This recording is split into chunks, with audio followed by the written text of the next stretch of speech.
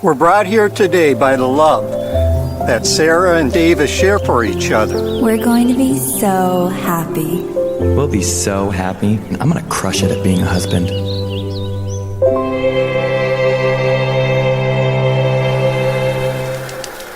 I really hope she looks like her picture.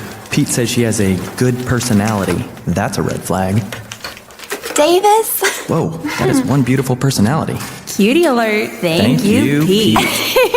Sorry, I got you a latte. Oh. I hope you like it. Thanks, latte. Why did I just say that? Quick, say something. Oh, yeah, that's dairy. Probably shouldn't immediately correct him. So do you... sports? Failure. Yeah, I love golf. What? No, I don't. I hate golf. Me too, yes. I love with the chipping and the putting, birdies. Nope, tweet. Get a hold of yourself. So what are you looking for in a relationship? Oh my gosh, I'm gonna die alone.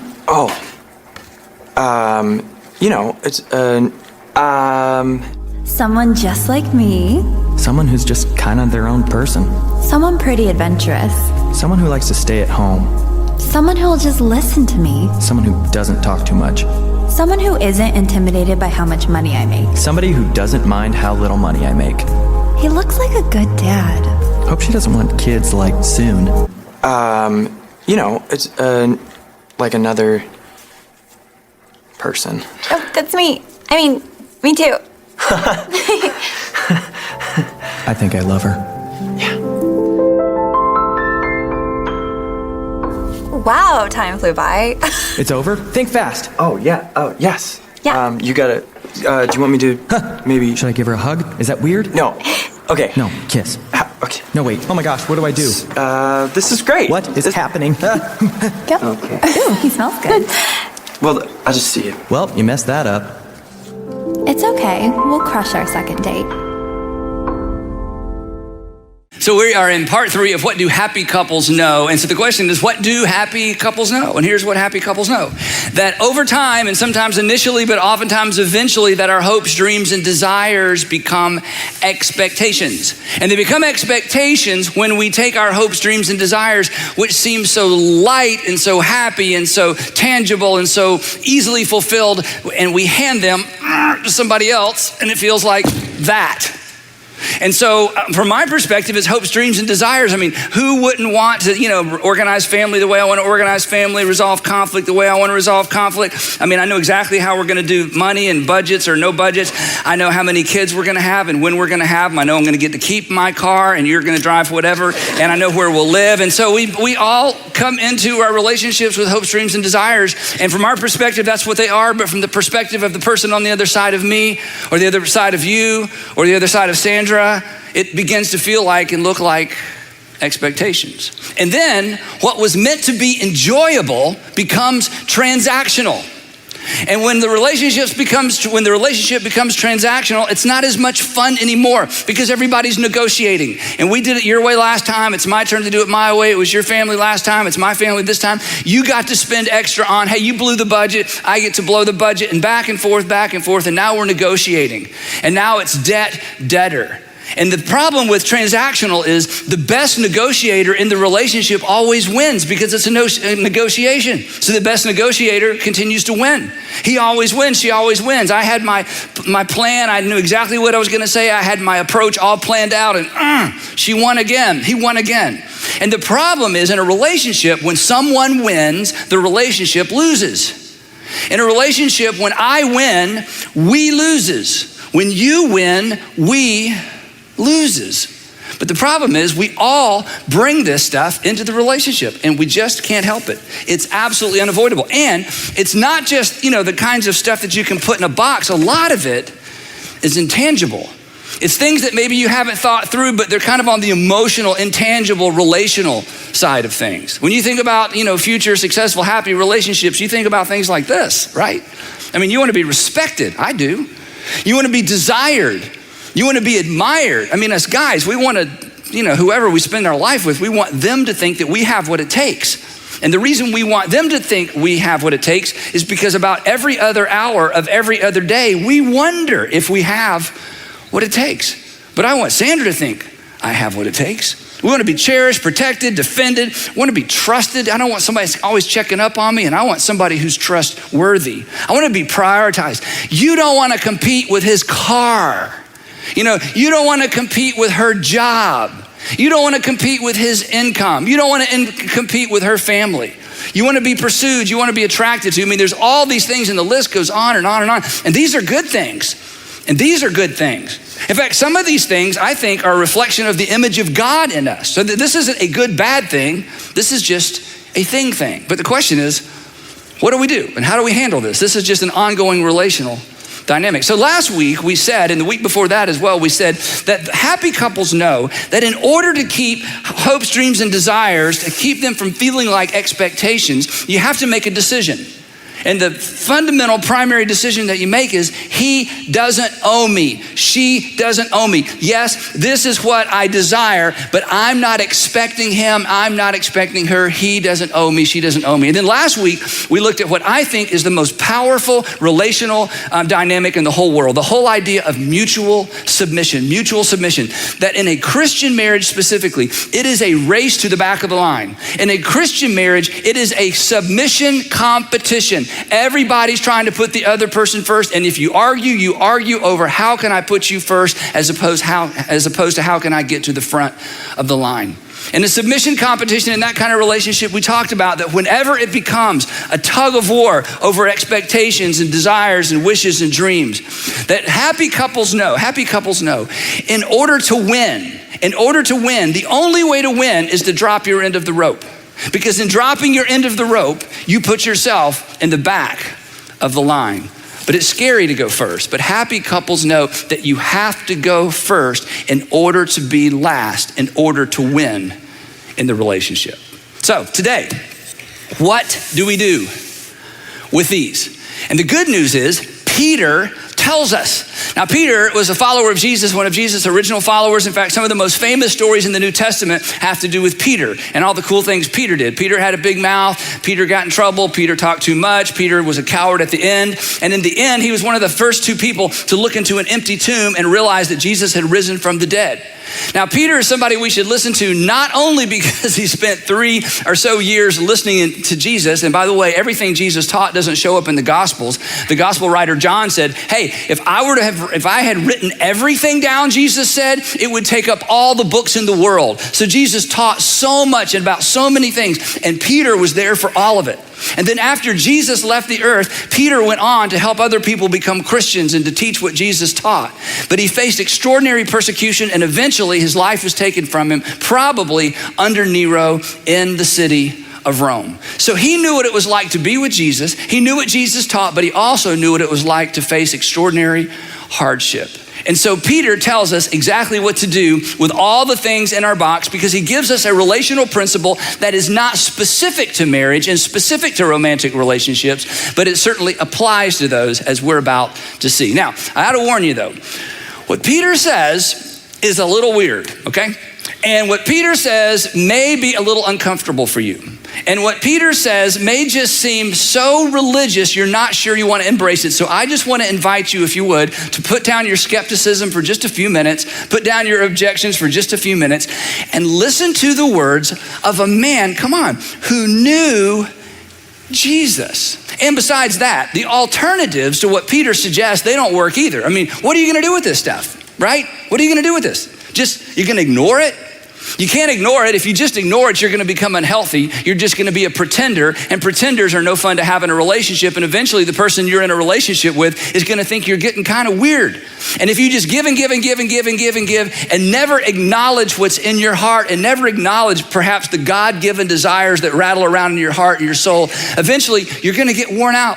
You're going to get tired. The relationship isn't going to be healthy because you aren't going to be healthy. And besides that, ignoring your hopes, dreams, and desires doesn't make the relationship any better. What is your other option? You can just stay busy, I guess.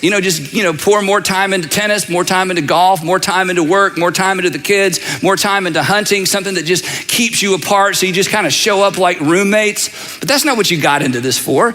I mean, that's no fun. That's not exciting. It certainly doesn't model anything positive for your kids when you have kids or if you have kids. So staying busy isn't an answer. Creating your own world isn't an answer. And besides that, this sets you up for the third option, which is, I'm just gonna go find someone else.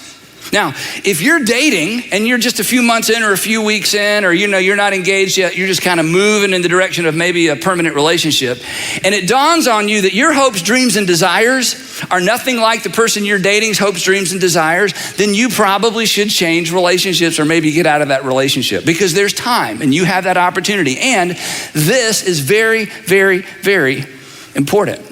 But if you're in a relationship, and especially and obviously if you're married, then simply getting out of the relationship oftentimes doesn't solve anything. And here's why. And this is pretty deep, okay? Wherever you go, there you are. Let me go over that again, okay? Wherever you go, there you are. In other words, you go with you. And whatever part of the relationship problem you are, you're going to take that into your next relationship. So simply swapping out people oftentimes doesn't solve anything, because you're still the same old girl you used to be. And besides that, this is still a lot of weight for somebody to carry around. And just because somebody else couldn't fulfill your hopes, dreams, and wishes, what makes you think you're gonna find somebody else who can? Besides that, when you meet this other person, and you know this, but sometimes it's just good to hear somebody tell you. When you meet this other person, if you're married and you meet somebody else, or you're engaged, and it's like, I met this other person, or you're in a committed relationship and you meet this other person, let me tell you about the other person. I've met them, okay? They are on their best behavior. You don't know them, you're not gonna get to. I mean, remember when you were dating the first time, and now when you're meeting this other person, you're on your best behavior too. They think you're incredible. They just need to talk to your husband or your wife or your fiance or your roommate. I mean, aren't we all on our best behavior? And so it's so enticing, it seems so easy. And the problem with this is so much easier than staying in a tough relationship. And it feels so fresh and it's exciting and it stirs all that stuff that got stirred up the first time around. But this is generally not the answer. Again, here's an observation that I promise I'm not going to stay here too long. This is another message for another day, but just in case, this is for you.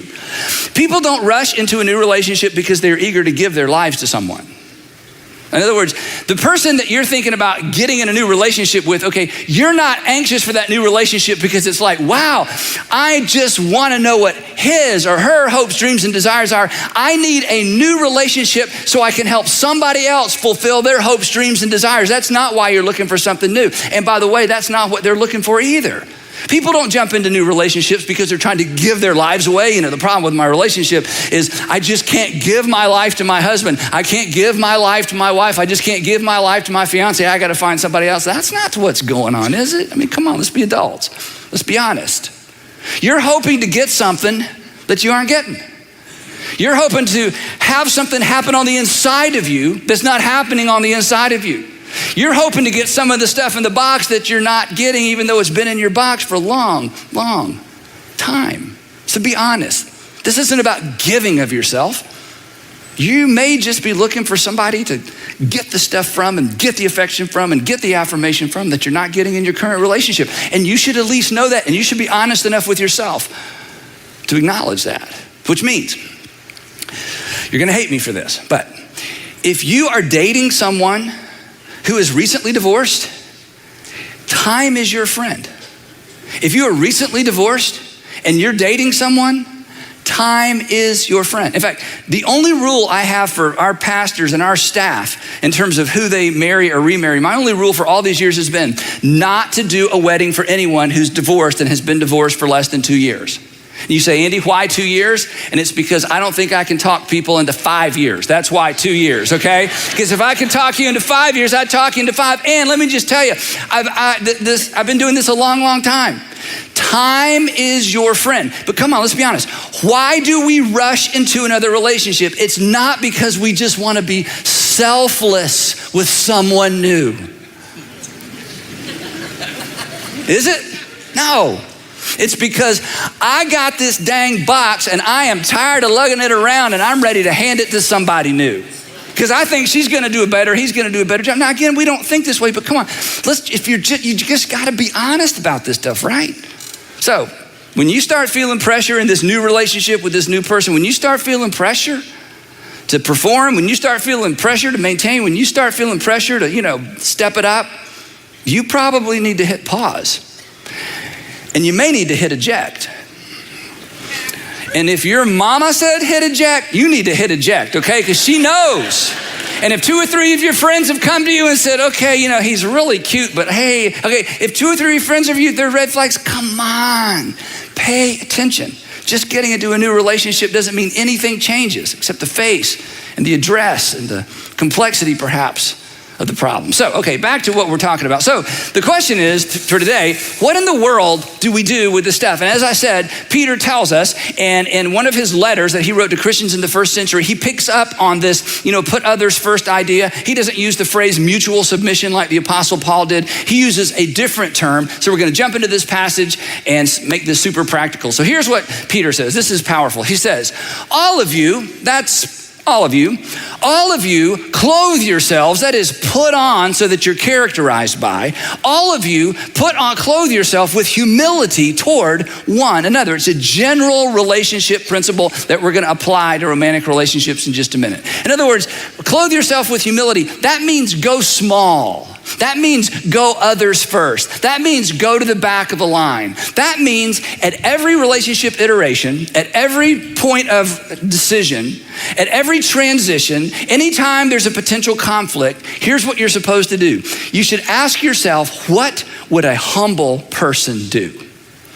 So we're gonna practice that because most of us have never asked that question before, right? What would a humble person do? And you say, well, Andy, I'm not really humble. I know, that's why we're asking this question. And you don't have to be humble, but you should at least know what a humble person does, because in just a minute, Peter's gonna tell us why he says that. And when he tells us why, you might get interested. So I would like for all of us, and if you're at home alone, this is gonna be weird. It's gonna be weirder if there are other people in the room, but I would like for all of us to say out loud, because this is a powerful and compelling question. I want us to all ask the question, what would a humble person do? Ready? Here we go. What would a humble person do? You don't have to do it. You should at least ask the question. You should at least pause and ask the question, okay, if I were humble, what would a humble person do? Now, let me tell you a little secret about humility. If you start doing what a humble person does, you'll be humble. You go, oh no, it's an internal thing. It's not. See, you read your mind. You know if you're arrogant, but everybody else just reads your actions, and actions speak louder than exactly. So if you start doing what a humble person does, you'll be humble. And if you go, oh, I'm already humble. No, you're just reading your own thoughts. We're reading your actions. You're not. So stopping every once in a while, I'm telling you, this is a relational game changer, and asking the question, okay, I know what I'm gearing up to do. I know what I normally do. I know how I feel. I know what happened last time. I know what my mama says, but you just stop and you go, okay, but if I were to go small, if I were to go into the line, if I were to put someone else first, what would that look like in this circumstance? What would a humble person do? Now, before you just turn me off, listen to how Peter finishes this statement. All of you clothe yourself with humility toward one another because, why humility, Peter? Because God opposes the proud. It's like, oh.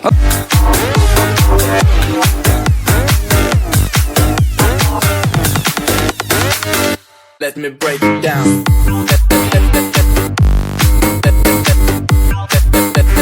Break it down.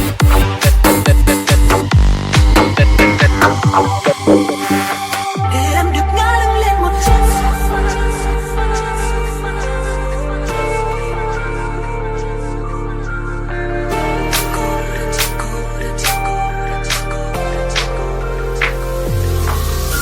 Cô đơn trên sofa, con tim như tan ra, dừng lối em trôi theo.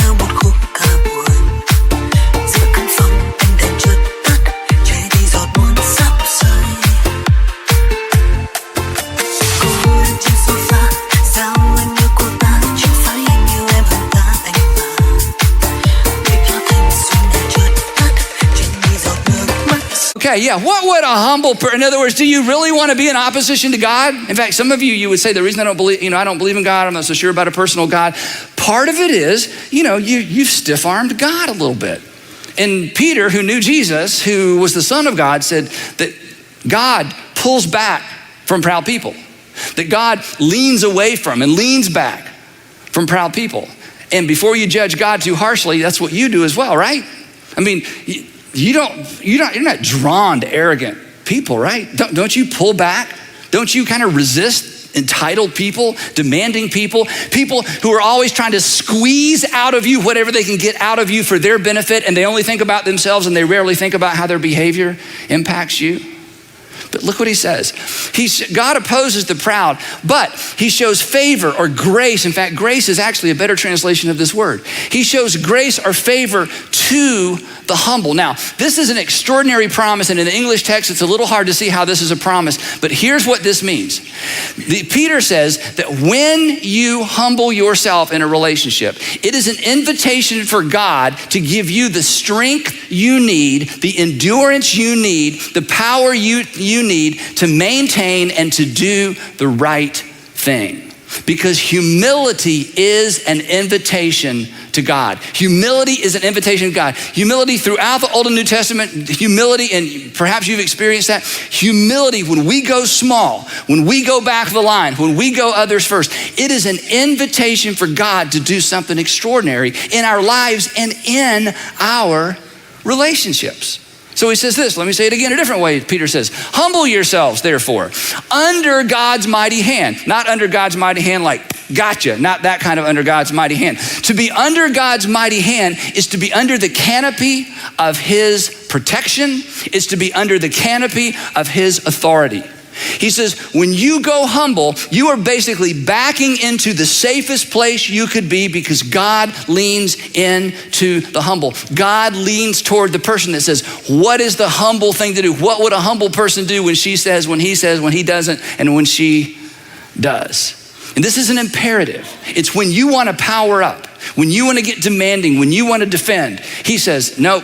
Ask what would a humble person do, and then you just do that. And not only are you under God's mighty hand, he's about to say you're also in God's mighty hand. So it's not only under authority, it's not only under protection, it's in a place where when God is ready, he can do something extraordinary for you. And that brings us to the second promise, that, or the purpose or the result, that he may lift you up because you're in his mighty hand.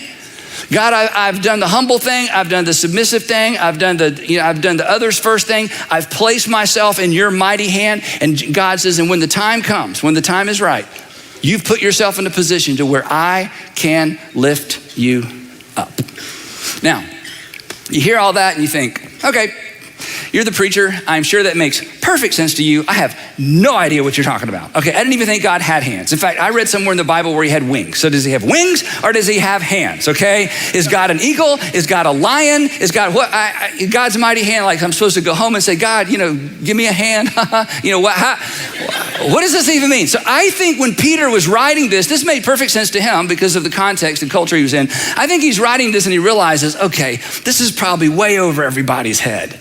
So I need to give them some handles. I need to explain exactly what I'm talking about. What does it mean to go humble? What does it mean to put others first in this context? What does it mean to rest under God's mighty hand place? What does that look like? So Peter gets really, really practical. Now, a few weeks ago, Clay Scroggins preached on this very same passage in a different context and gave us an incredible, incredible visual. Some of you might remember that. So we're going to look at what Peter says within the context now of relationships, personal, romantic relationships. And here's what Peter says. This is incredible. He says, I'm inviting you because I spent time with Jesus. And so speaking on behalf of Jesus, the Son of God, he says, I'm inviting you. Check this out. He says, cast all your anxiety, all your frustrations, all your she said, he said, I always thought it was going to be, I always dreamed it would be, they promised. Cast all of your anxiety on him. Talking about God, in whose mighty hand you stand and under whose mighty hand you dwell. Cast all your anxiety on him. In other words, don't miss this. This is an invitation for you to unload on God. Here's what he's saying. He's saying, look, Instead of trying to get, your significant other or whoever it is you're in love with to carry this stuff around, he says, I want you to cast it. I want you to hurl it. I want you to fling it towards your heavenly Father. All your anxieties, all your cares, all your frustrations, all your unfulfilled dreams, all your he promised and she said and I believed and I thought we'd talked that through and I thought we'd agreed upon. Peter says, okay, before you take it to them, take it to him. Cast all of it on your heavenly Father. Wow. Now, here's where you're gonna struggle with this. And so I'm gonna kind of bear down a little bit, okay, maybe uncomfortably. You've got to stop praying polite prayers, okay? Don't pray polite prayers. Don't pray formal prayers, okay? Stop praying formal prayers as well. In fact, sometimes I talk to people and it's like, well, Andy, I used to pray. I don't know how to pray. I'm like, yes, you do. And here's how I know that. Because you need to pray honest prayers. And everybody knows how to pray an honest prayer. You may have never prayed one because you were afraid.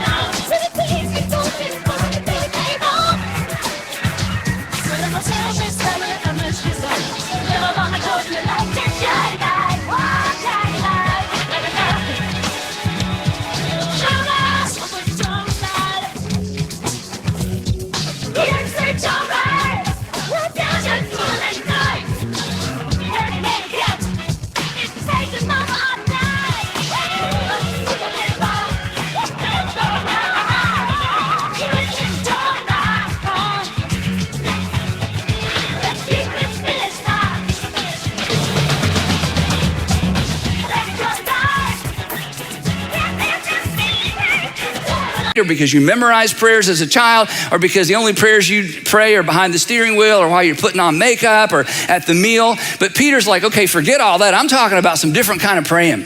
I want you to get honest.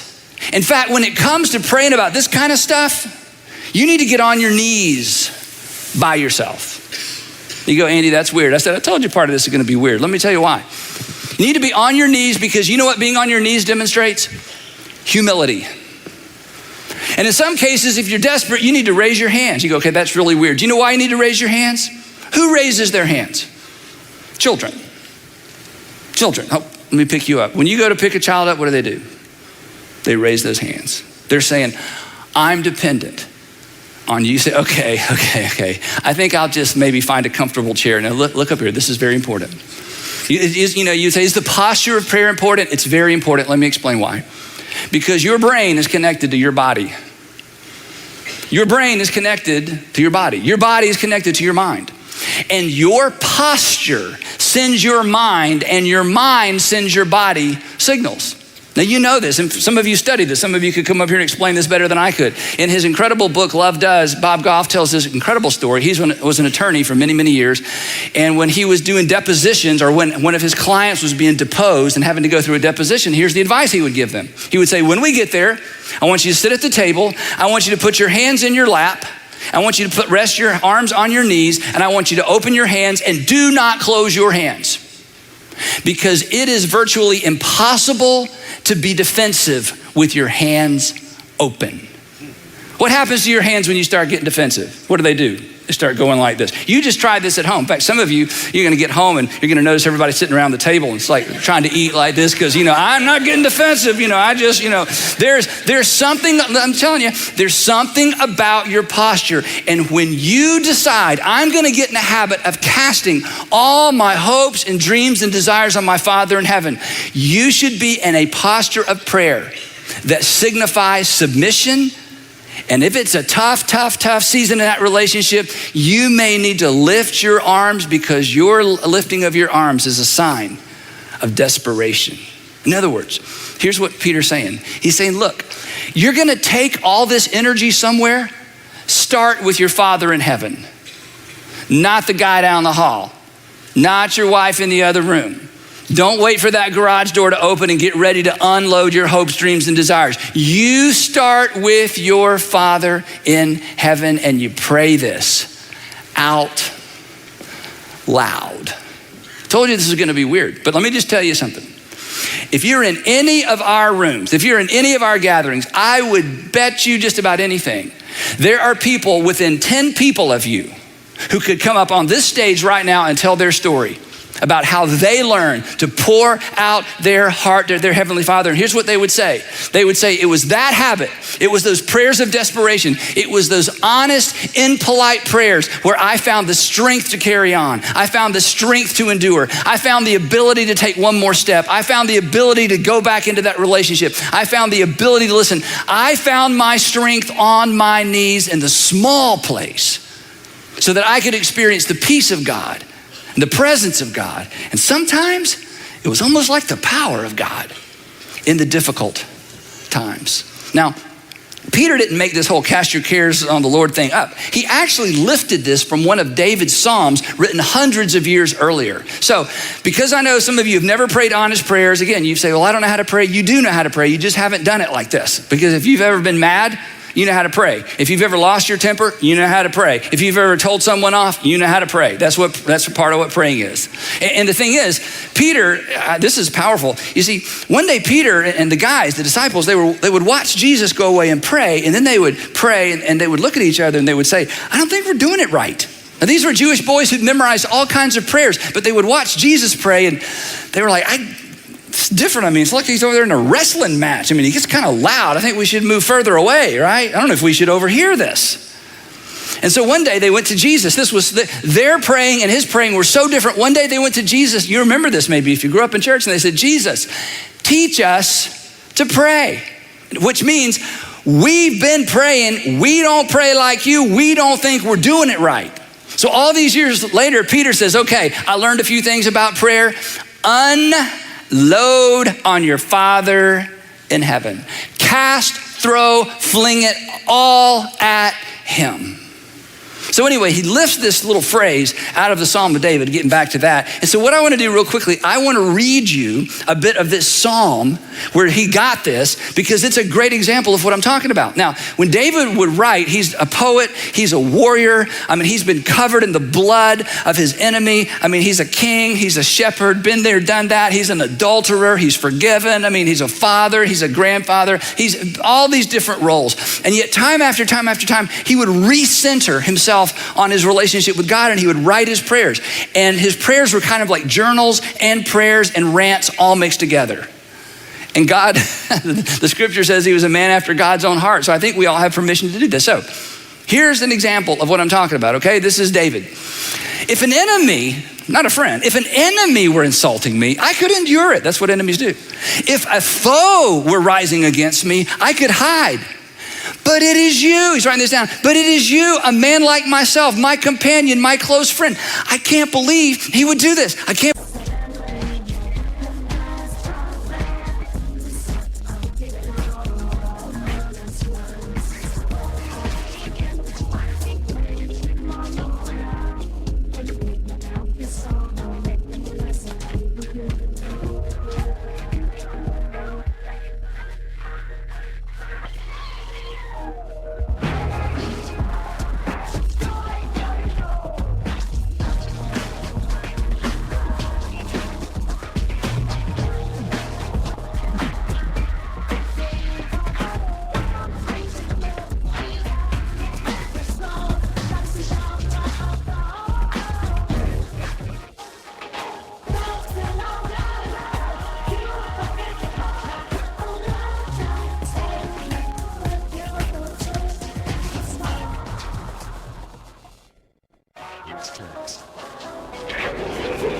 Believe she would do this. I can't believe they've turned on me, with whom I once enjoyed sweet fellowship at the house of God. We used to go to church together. As we walked about among the worshipers, and people thought, oh, look how they're such a lovely couple. Oh, they get along. And it's like, I can't believe it's happening to me. Check this out. Let death, be honest, Dave, let death take my enemies by surprise. Let them go down alive to the realm of the dead, for evil finds lodging among them. Ooh, can you say that to God? Do you know what the English equivalent of this is? To hell with them. That's what that means. To hell with them. Oh, okay. He keeps going. As for me, I call to God and the Lord saves me. Now check this out. Okay, this is so powerful. Not behind the steering wheel on the way to work, not while I'm putting on my makeup, not while I'm, getting dressed and having a thought prayer. Evening, morning, and noon, evening, morning, and noon, evening, morning, and noon, I cry out in distress and he hears my thoughts. He hears my voice. David saying, sometimes I'm so desperate and frustrated, I pray 3 times a day and I pray loud, and they are not polite prayers. Wow. And as a result, he rescues me. He rescues me unharmed from the battle waged against me. It's like a war, he says. Even though many oppose me, I love this, God who is enthroned. He lifts his eyes off of his circumstances, off these relationships. God who is enthroned from of old, who does not change, he will hear them and humble them because they have no fear of God. God's gonna get my enemies. Wow. My companion, this person that I thought was a friend, my companion attacks his friends, that's me. He violates his promise. He broke his promise. He violated his covenant. He said, she said, he promised, she promised. I thought we were on the same page. Didn't we agree? Haven't we talked about that? Didn't we write it down? He violates his covenant with me. And he's such a talker. She's such a negotiator. He always wins the argument. She always wins the argument. His talk is smooth as butter, yet war is in his heart. His words are more soothing than oil, yet they are drawn swords. Everybody's like, she's so sweet. I'm like, no, she's not sweet. You ought to see her what she's like at home. He is so sharp. He is so polite. He's so gentle. Oh, that's an act. You should see the way he is at home. Words, knows how to use words. Smooth as butter, smooth as silk. But behind all that is swords. And then David kind of regathers himself, recenters himself. And he makes this statement that Peter lifts up and uses in the New Testament years later. He says this, cast, here it is. Cast, throw, hurl, fling your cares on the Lord, and he will sustain you. He will never let the righteous be shaken, or he will never let the righteous be brought down. But you, he's not done, but you, God, will bring down. I might not be brought down. The righteous may not be brought down, but you, God, will bring down the wicked into the pit of decay. The bloodthirsty and deceitful will not live out half their days. Ugh. See, that's not nice, is it? You know what that is? That's honest. You ever prayed like that? I know you've unleashed hell on, the person you're living with, or your husband or your wife, or, you just kind of, I'm gonna tell you one more time, you've done that. But have you ever talked to God that way? You're like, I didn't know we could talk to God that way.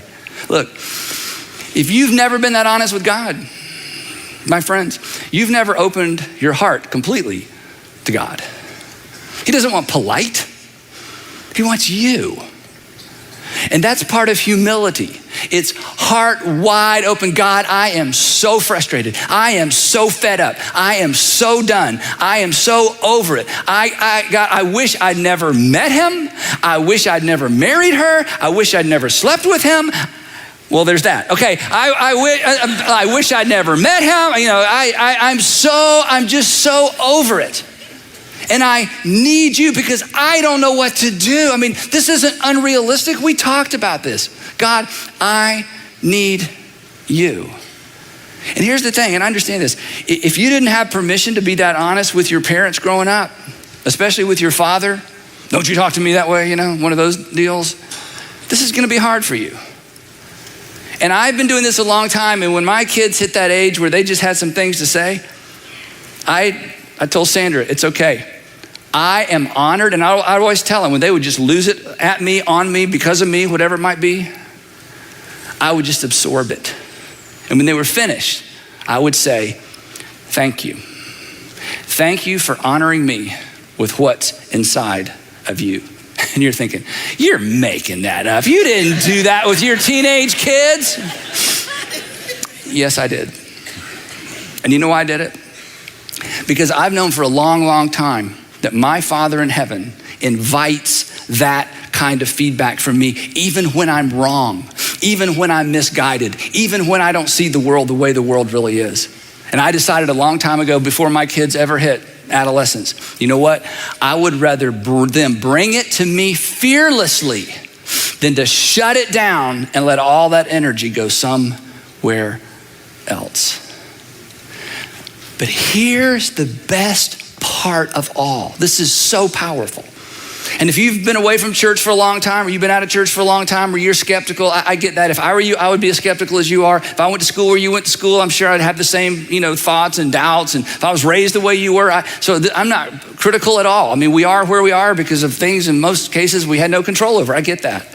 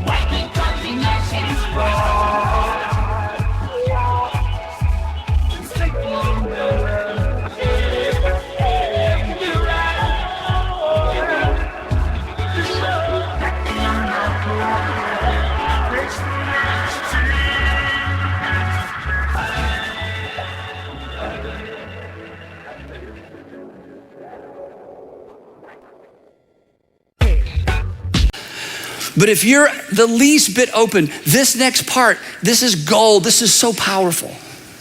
He says, cast your anxiety on him. Why? Because he cares for you. That's why. The reason you can bring it, the reason he's not offended, the reason he's not gonna shut you down, the reason he's not gonna be like, whoa, we don't use that kind of language, is because he cares for you. Listen, if it's important to you, it is important to your Father in heaven. That's how good fathers are, right? If it's important to you, it is important to your Father in heaven because you are important to your Father in heaven. And Peter saw this in Jesus. I mean, come on, Peter really saw it. Because there at the end, Peter was exactly like the friend in David's psalm. He spent 3 years with Jesus and saw it all, did it all, walked on water, did the whole deal. And at the end, he betrayed his friend. And in the end, Jesus took him back. He didn't just take him back. He put him in charge of the whole enterprise. Peter knew God can handle it. God can take it. You are invited to bring it. Again, you're gonna unload this somewhere. Your Heavenly Father says, start with me. Start with me. Get on your knees every day and just give me your list. Give me your box. Give me your expectations. Give me your disappointment. Give me your heartbreak. Give me all the things he or she promised or the things that aren't working out. I'm telling you, bring them to me every single day because that is an expression of humility. And humility is an invitation for God to do something remarkable. But I gotta warn you, the first remarkable thing God does will not be in the person down the hall. The first remarkable thing God does, if you do this, will be in you. In fact, you'll begin to see this box differently. You'll begin to see some of the things in this box differently. Chances are you'll take some things out of the box. You may discover that you've been trying to squeeze something out of your husband or your wife or fiance that was never in them to give in the first place and that they weren't created to give you in the first place. And you may discover that you both really hope for and dream of and wish for the very same thing. But that transformation will never happen as long as you're taking it to them first. And so your Heavenly Father says, I invite you. No more happy prayers, no more polite prayers, no more, go through all the, just bring it to me. You see, happy couples know. Happy couples know that hopes, wishes, and dreams, and hopes, dreams, and desires quickly become expectations. And happy couples know that they just have to decide the other person doesn't owe me anything. Happy couples know that it's a submission competition, that it is a race to the back of the line. And happy couples know that sometimes, you have to throw things. And there's one other thing that happy couples know. And we'll talk about that next week as we wrap up our series, What Happy Couples Know.